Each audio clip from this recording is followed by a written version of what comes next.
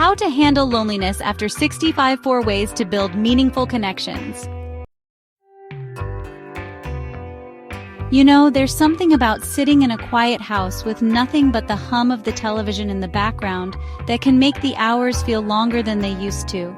Maybe you felt it too, that pang of loneliness creeping in, especially after retirement, or when the kids are busy with their own lives, or when you've lost someone dear. It's a feeling that can sneak up on anyone, no matter how strong or independent we are. But here's the thing. Loneliness doesn't have to be a permanent guest in your life. In fact, there are simple, meaningful ways to reconnect, build new relationships, and fill your days with warmth and purpose. That's exactly what we're going to talk about today. How to handle loneliness after 65 by building meaningful connections. And trust me, this isn't about forcing yourself into crowded rooms or pretending to be someone you're not. It's about finding what truly lights you up and surrounding yourself with people who make life richer.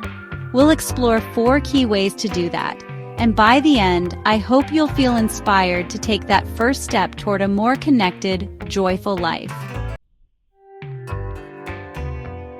Rekindling friendships and finding communities.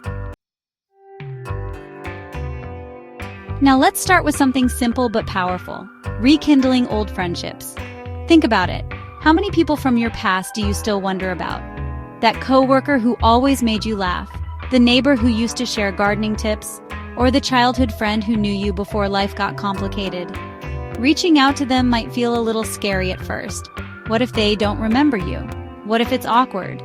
But more often than not, people are just as happy to reconnect as you are. A quick phone call, a handwritten letter, or even a message on social media can reopen a door you thought was closed. And sometimes those rediscovered friendships pick up right where they left off, as if no time has passed at all. Another wonderful way to build connections is by finding a community that shares your interests. Whether it's a book club, a gardening group, a choir, or even an exercise class, being around people who love what you love creates instant common ground. I remember a woman in her 70s who told me she'd always wanted to learn how to paint, but never had the time. When she finally joined a local art class, she not only discovered a hidden talent, but also met a group of friends who became her weekly highlight. The key here is to start small. Don't overwhelm yourself by committing to too much too soon. Just show up, enjoy the activity, and let the connections grow naturally.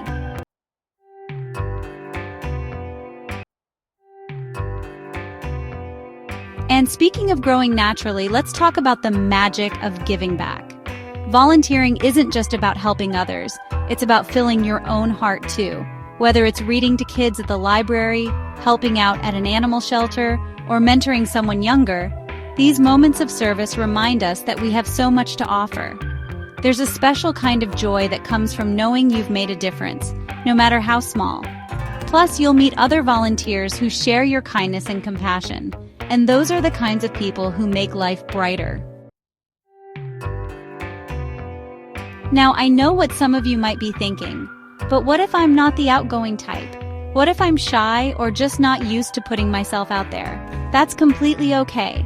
Building connections doesn't have to mean being the life of the party. It's about finding your comfort zone and expanding it gently. Maybe it's striking up a conversation with the cashier at your grocery store, or inviting a neighbor over for tea. Small moments of connection add up, and before you know it, you've woven a web of warmth around yourself. So, let's keep going. We've talked about rekindling old friendships, joining communities, and giving back. But there's still more to explore. Because the truth is, loneliness doesn't stand a chance when we take these steps, one at a time, toward a life filled with meaningful connections. So, let's keep going. We've talked about rekindling old friendships, joining communities, and giving back. But there's still more to explore. Because the truth is, loneliness doesn't stand a chance when we take these steps, one at a time, toward a life filled with meaningful connections. One of the most beautiful things about getting older is the wisdom we've collected over the years.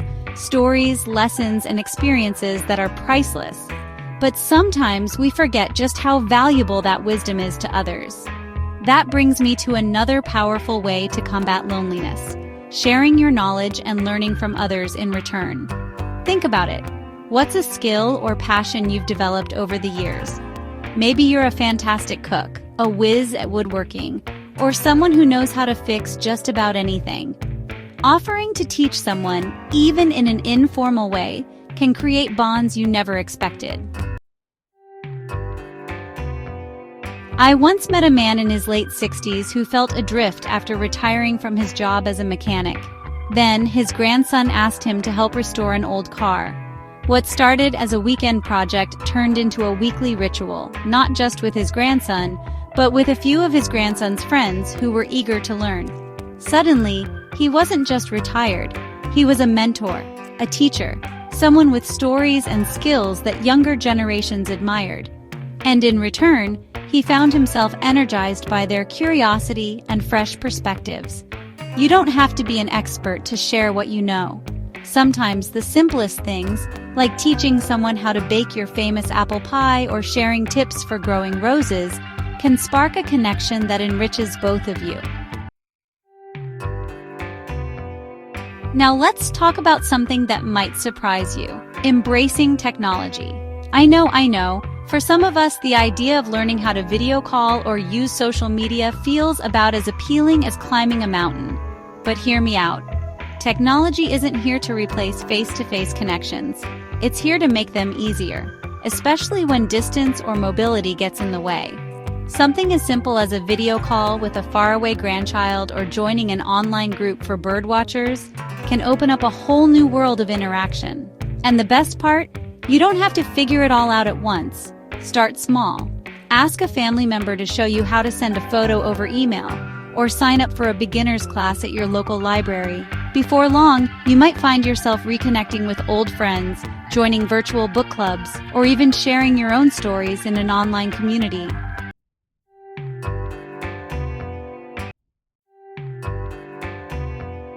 Of course, not every connection has to be with other people.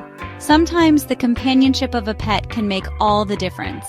If you've ever had a dog greet you with unconditional excitement or a cat curl up in your lap while you read, you know how much warmth they bring to a home. Pets give us routine, purpose, and affection, and they can even be a bridge to meeting others. Take a dog for a walk in the park, and suddenly you're chatting with other pet owners.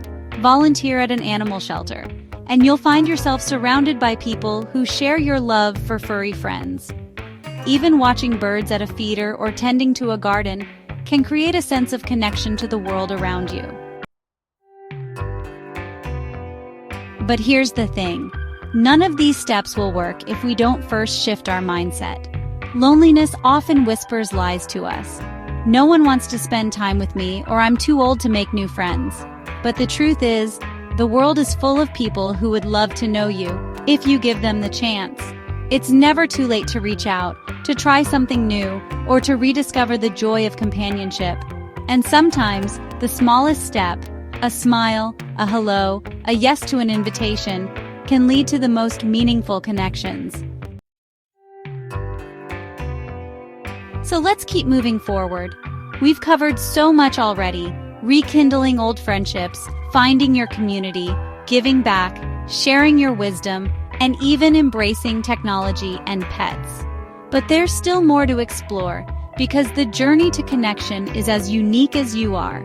And remember, every step you take, no matter how small, is a step toward a life that feels a little fuller, a little brighter, and a lot less lonely. So let's keep moving forward. We've covered so much already: rekindling old friendships, finding your community, giving back, sharing your wisdom, and even embracing technology and pets. But there's still more to explore, because the journey to connection is as unique as you are. And remember, every step you take, no matter how small, is a step toward a life that feels a little fuller, a little brighter, and a lot less lonely. One of the most remarkable things I've learned from talking with hundreds of people over 65 is this. The people who seem to handle loneliness best aren't necessarily those with the biggest social circles. They're the ones who've learned to appreciate the quiet moments while still staying open to new possibilities. That brings me to our final and perhaps most profound way to build meaningful connections: learning to enjoy your own company while staying receptive to the world around you. It might sound contradictory at first. How can being comfortable alone help with loneliness? But think about it like this. When we're at peace with ourselves, we become more interesting, more engaged, and frankly, more attractive to be around. That retired teacher who spends her mornings journaling and gardening, she has fascinating stories to share when she meets friends for lunch. The widower who's taken up photography during his daily walks, he's become the go-to person in his building for advice on capturing beautiful moments. When we cultivate our own interests and inner life, we naturally have more to bring to our relationships. Now, this doesn't mean you should isolate yourself. Quite the opposite. It's about balance. Maybe it's starting your day with that crossword puzzle you love, then joining a neighbor for coffee. Or spending an afternoon lost in a good book, then sharing your thoughts about it at your next book club meeting. These rhythms, time for yourself, time with others, create a satisfying cadence to life that keeps loneliness at bay. Now, this doesn't mean you should isolate yourself. Quite the opposite. It's about balance. Maybe it's starting your day with that crossword puzzle you love, then joining a neighbor for coffee. Or spending an afternoon lost in a good book, then sharing your thoughts about it at your next book club meeting. These rhythms, time for yourself, time with others, create a satisfying cadence to life that keeps loneliness at bay. Here's something else to consider. Sometimes the most unexpected connections come when we simply change our daily routines. That quick chat with the mail carrier, the regular check-in with the pharmacist, the friendly wave to the crossing guard. These small interactions weave a safety net of connection throughout our community. I knew a man who made it his mission to learn the name of one new person each week: the bus driver, the produce manager at the grocery store, the librarian. Within a year, he couldn't go anywhere in town without being greeted by name. It's amazing how these micro-connections can make an entire neighborhood feel like home. As we wrap up, I want to leave you with this thought. Loneliness isn't a personal failing.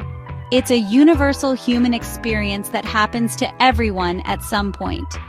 The difference is in how we respond to it. Whether it's reaching out to an old friend, joining a new group, volunteering your time, sharing your skills, embracing technology, enjoying a pet's companionship, or simply being more present in your daily interactions. Each of these is a thread you can use to weave a richer, more connected life. And remember, you're not alone in feeling this way. In fact, why not take a moment right now to share in the comments what resonated most with you today? Maybe you've had success reconnecting with an old friend, or perhaps you're thinking about adopting a pet. Your story could be exactly what someone else needs to hear. As we wrap up, I want to leave you with this thought. Loneliness isn't a personal failing. It's a universal human experience that happens to everyone at some point. The difference is in how we respond to it. Whether it's reaching out to an old friend, joining a new group, volunteering your time, sharing your skills, embracing technology, enjoying a pet's companionship, or simply being more present in your daily interactions. Each of these is a thread you can use to weave a richer, more connected life. And remember, you're not alone in feeling this way. In fact, why not take a moment right now to share in the comments what resonated most with you today? Maybe you've had success reconnecting with an old friend, or perhaps you're thinking about adopting a pet. Your story could be exactly what someone else needs to hear. If you found this helpful, do me a favor and hit that like button. It helps others find this video. And if you haven't already, consider subscribing for more content like this. We're all in this together, and every bit of connection counts.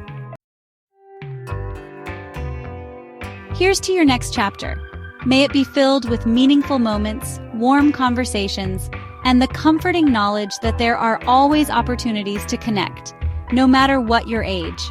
After all, some of life's sweetest friendships are just waiting to be discovered.